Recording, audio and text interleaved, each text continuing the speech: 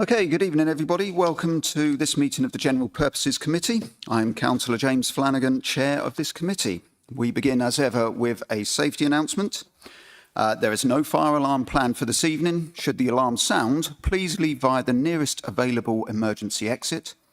Two of the closest exits are through the glass door behind you to my left and through the double doors onto the riverside behind you. Please muster at Café des Amis. Members of the public are welcome to make their own recordings of the meeting using whatever non-disruptive methods they think are suitable. This meeting is being minuted, recorded and audio streamed via the Council's website. The Westgate Garden gates on the riverside are locked at sunset, so members of the public must leave the Guildhall by the side exit behind the glass door.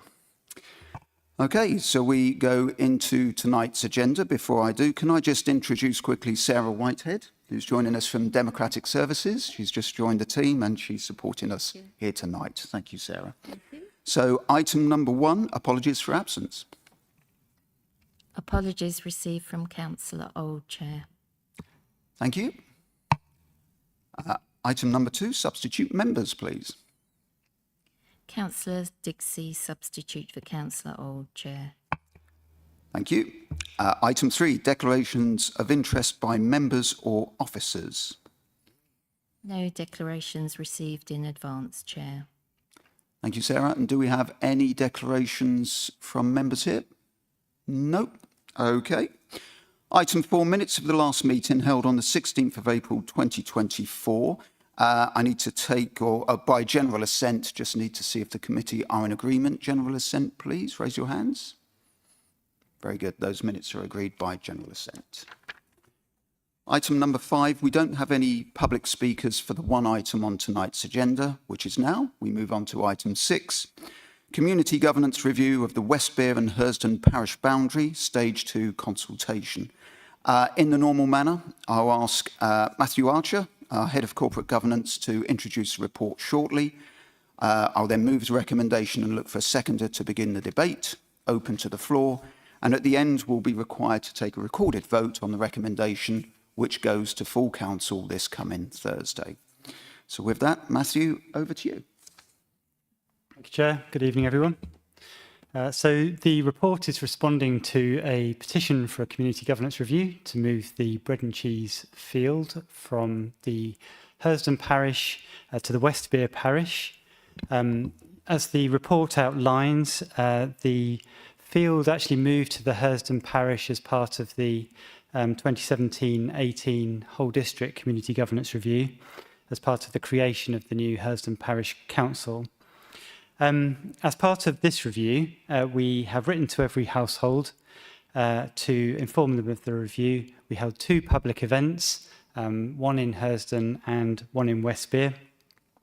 And we held the advisory group. This is held 3 very useful witness sessions, one with the petitioners, and then one with the Hersden Parish Council and one with the Westbere Parish Council. I can see we've got some representatives here today.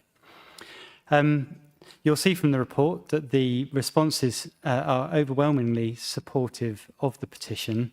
As part of the consultation process, we were provided with a number of pieces of evidence demonstrating strong links between the Westbere village, the Westbere Parish Council and the bread and cheese field, dating back some 300 years. I can't necessarily vouch for the 300-year timeline precisely, but nonetheless, you'll see from the background information that there is quite a wealth of information there demonstrating that these links are genuine, historic, and ongoing.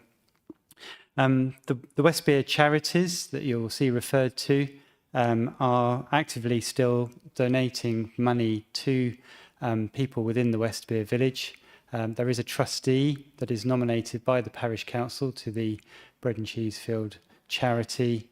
And those links you can see are therefore both community-based and governance-based and grounded in the formal arrangements of the village through the parish council. We were clear throughout the process that this review was not in any way connected to the local plan review The consultation exercises were conducted simultaneously, so there was an element of crossover in some of the questions raised in the public events, but we were always clear that the two are being considered separately and should not necessarily, therefore, be considered as part of this review, any of the considerations that are being looked at for the local plan. In the conclusions, it was felt that the identities and interests were most closely linked to a move of the field back to the Westbere parish, and therefore that is what has gone forward in the recommendations in the report. In the interest of balance, I would also highlight the representation made by the developer who is sponsoring the local plan call for site application, which does point out that they would favour a retention of the field within the Hurstone parish, feeling that the geographical boundaries do make some logical sense. There is an argument for that case, but the advisory group, I think, on the balance of evidence, felt that it was an overwhelming case based on the feedback and the evidence provided for a return back to Westbere. Thank you, Chair. Thank you, Matthew. So I'll move the recommendation before we open up the debate. The recommendation is 1, that the Westbere parish boundary be amended to incorporate the bread and cheese field. 2, to consult on the draft recommendations prior to making final recommendations. Do I have a seconder, please? I'm happy to second, Chair. Thank you. Councillor Brady. Okay. It's open to the floor. Does anybody have any comments or questions? Councillor Dixie. I was on the Community Governance Review Advisory Group, which considered this request, and I support it. Support the recommendation. First of all, I'd like to start off by complimenting officers on the way this is handled, particularly Matthew, who must have put in countless hours on this, and the excellence of the report we have in front of us. However, through no fault of our officers, all the parish councils, this has taken an enormous amount of time for what I think we all would consider a relatively minor matter. I suggested at one of our meetings that this was using not a sledgehammer to crack a nut, but a bulldozer to crack a nut. And maybe the content would have provided some material for the Vicar of Dibley. I do think we should look into whether in future, if we get requests like this, we find a more cost-effective way of dealing with it. Maybe the law prevents us doing that, but maybe we could ask our legal officers to look in to see whether we need to repeat this huge amount of time and effort which went into this, albeit, coming up with the right recommendation. But I'm sure Matthew would have other things to do with his time than this. Thank you, Chair. Thank you, Councillor Dixie. Councillor Edwards. I think I'm coming from the same place, really. My question is, this all happened when the previous boundary reviews happened. I remember Matthew Archer particularly asking for some detail on this as a result of residents saying to me, why is the local plan deeming this bit to be part of Hurstone? And indeed, we had, I think, representations from Westbere Parish, and we had representations from individuals who had particular concern about this field and knew all about the history, because I got it as part of the chair of the working group for the local plan. And I discovered it was a relatively recent move to move that boundary. So for me, the learning point has got to be, why did that happen if it was really so unpopular? And what consultation process happened at that point that we missed the fact that this, which I'm happy to vote for, this was a better way of dealing with that parish boundary. I mean, you can see the map, and if you look at the map on what's the page number here? On page 14 of this review, I mean, you can see why it makes more sense in this, for the Hurstone boundary to go over there. But this historic field surely was was known about at the time. And so I was also sort of thinking, and now we've got to go to council, and we've got to go back to here, and we've got to do another small consultation on the recommendations. I appreciate that's the process in our proper process. It made sense when we were looking at Town Council for Whitstable, where it was a very big issue and a precept was involved and so on. It doesn't really make sense for this when, I don't know, did we miss these representations? How did it get overlooked somehow, I think? I suppose I'm asking that question, but also agreeing this is a sledgehammer or something, what was it, lorry, to crack a nut. Bulldozer to crack a nut. Thank you. Thank you, Councillor Edwards. Before I come across to Councillor Stockley, Matthew, did you want to come back on any of those points at all?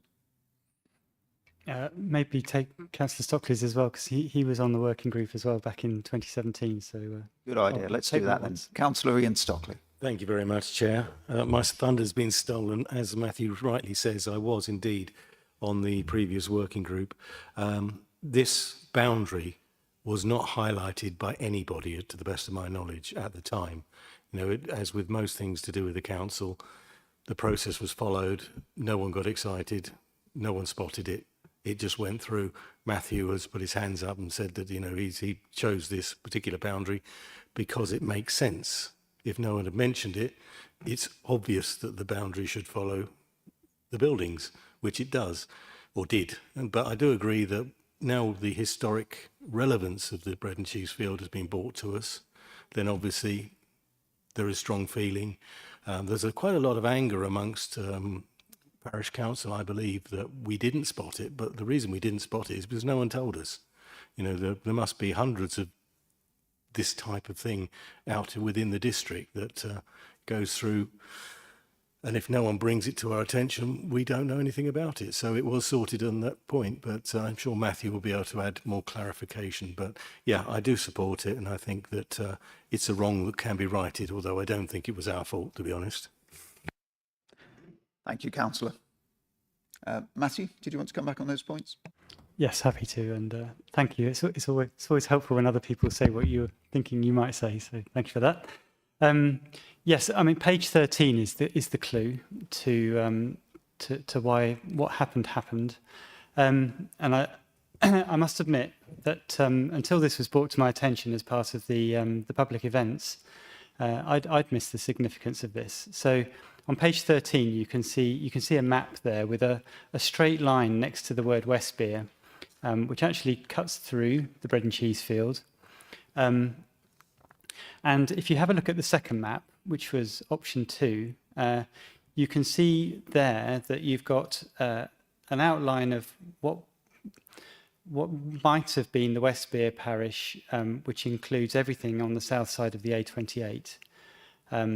And the debate at the time was not about the field. The debate at the time was about whether the Hersden and Westbere parish should be one very large parish that incorporates both Hersden and Westbere, which is the second map, or whether it should look something similar to what we actually ended up with, which was a Westbere parish that stayed relatively similar, well, to the one that they have now, and a new Hersden parish that took on the existing Hersden village and the new sites on the south side of the A28.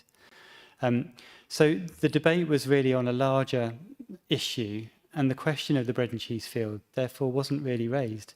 So we didn't appreciate the nuance of it at the time of the review. And in the absence of that, when we had decided on the broader issue about what the boundary should look like, digging into the detail of that and where to actually put that line, we followed the natural geographical boundary in the absence of any other evidence. Now that we know about the bread and cheese field, that's our opportunity to look again, and that's what the legislation provides for. So it wasn't that we missed anything at the time. I think it just wasn't anybody's focus, neither officers nor residents. So that's the first question. On the question of resource and the time that we spend on these reviews, It's always a difficult one. I can appreciate that the reviews might appear drawn out when we're doing a second stage consultation as well, because that's not what we would do for a normal review. However, we are following the guidance and the legislation in terms of making sure before you finalise your recommendations that there are no other issues. Once you've reached a draft conclusion, the expectation is that you go out again and make sure that you haven't overlooked anything before making your final decisions. And even on something like this, where the support has been quite clear in the way that it's been expressed in the consultation, you don't always know that until you get the results back.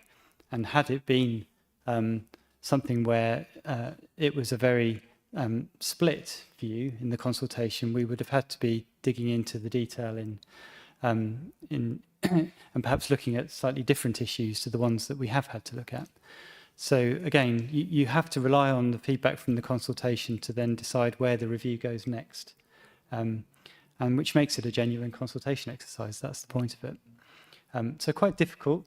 We don't do these things lightly, and we do have to take each step very carefully in the way that we plot through, basically to make sure that we do a proper job and follow the statutory guidance. Thank you. Thank you, Matthew. Do we have any other councillors' comments or questions? Councillor Smith. Thank you, Chair. I'm also on the working group for this governance review, and I agree with Matthew that it's, you know, we don't know what the results of the stage one would be until we got to this stage. I mean, I think we're quite surprised at how clear the results and overwhelmingly clear the results were, and I support it fully. Thank you, Councillor. Any other comments or questions? In which case, then, we'll proceed to a recorded vote. So you've heard the recommendation that I've put forward and has been seconded by Councillor Brady. We're going to go through for the voting buttons in front of you. Good to go? Good to go. Okay, so councillors, your buttons in front of you, please vote now.